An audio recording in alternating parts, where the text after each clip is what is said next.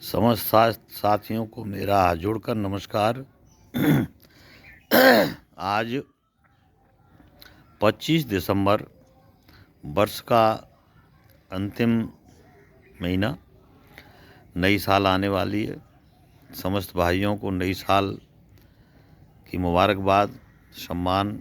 सभी के लिए अच्छी साल गुजरे और अच्छी साल सभी की गुजरी है उसको हम अलविदा करते हैं तहे दिल से। हमने अपने जीवन में अपने साथियों के साथ, अपने लोगों के साथ जो भी अच्छाइयाँ, बुराइयाँ, गलतियाँ की हैं, उन सबको हृदय से हमको सभी को क्षमा कर देना चाहिए। और आगे आने वाला जो समय है 2025 वर्ष, उसमें उसके स्वागत की प्रतीक्षा करनी चाहिए और उसका स्वागत करना चाहिए।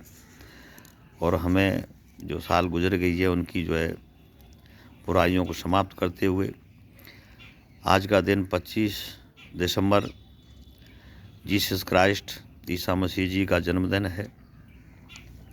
उनके मम्मी का नाम मरियम और पिताजी का नाम यूसुफ बड़ई। उन्होंने जीवन में बहुत अच्छे संदेश दिए, लोगों को जीने का तरीका बताया, मानव मानव से प्रेम करने का तरीका सिखाया, लोगों को माफ़ करना सिखाया। कोई गलती होती है तो माफ़ करें। ऐसे ही ईसा मसीह के लिए ऐसे कोट कोट नमन है, उनको नमस्कार। कहा भी है कि हिंदू, मुस्लिम, सिख, ईसाई और आपस में सब भाई भाई। हम धर्म कैसा भी हो, किसी का भी हो, हम सभी धर्मों का समान आदर और सम्मान करते हैं। और संसार में जितने भी रहने वाले हम मानव हैं। इन धर्मों से ऊपर सबसे पहले मानवता है। मानव मानव से प्रेम करें और एक दूसरे का सहयोग करें। भाइयों, प्रश्न रहा इस बात का कि हमें तीनों प्रकार की वृत्तियों के रूबरू होना चाहिए, जिनमें है सतोगुणी वृत्ति, रजोगुणी वृत्ति और तमोगुणी वृत्ति।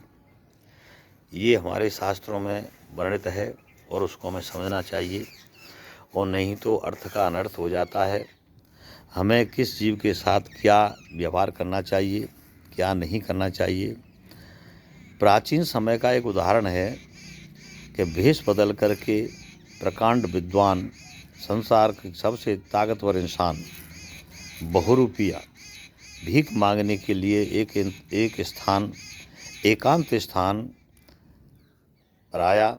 माता सीता जी से पंचवटी पर भीख मांगने पहुंचा और उनका हरण कर ले गया धोखे से। ऐसे भिखारियों की कभी भी मदद नहीं करनी चाहिए। उनको पहचानना चाहिए कि किस प्रकृति के हैं, इन्हें आवश्यकता है या नहीं है। भिखारी सुदामा भी था।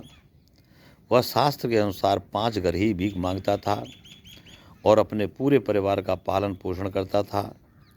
आप दोनों का परिणाम जानते हैं कि रावण का परिणाम क्या हुआ और सुदामा का परिणाम क्या हुआ। रावण के घर 1 लाख पूत और 1.25 लाख नाती थे और ताके घर में दियो न बाती रे।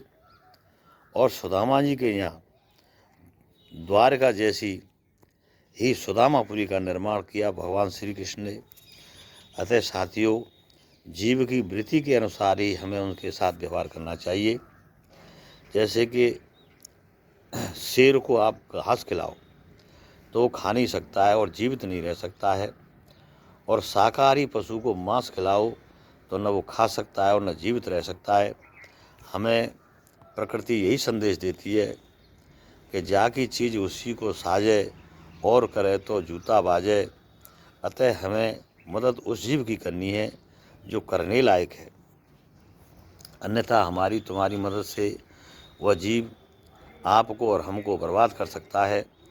अतः सोच समझ करके काम करना चाहिए और मदद करें तो निस्वार्थ भाव से करें। एक हाथ से दान करें तो दूसरे हाथ को पता नहीं चलना चाहिए, अन्यथा दूसरे हाथ को अहंकार हो जाएगा और अहंकार जो है पतन का कारण है। हमें अहंकार को ज़्यादा न करके सीमित दायरे में रह करके और शांति का संदेश देते हुए एकता, प्रेम, शांति और समृद्धि का रास्ता अपनाना चाहिए। जियो जीने दो का रास्ता अपनाना चाहिए। इन्हीं शब्दों के साथ नमस्कार।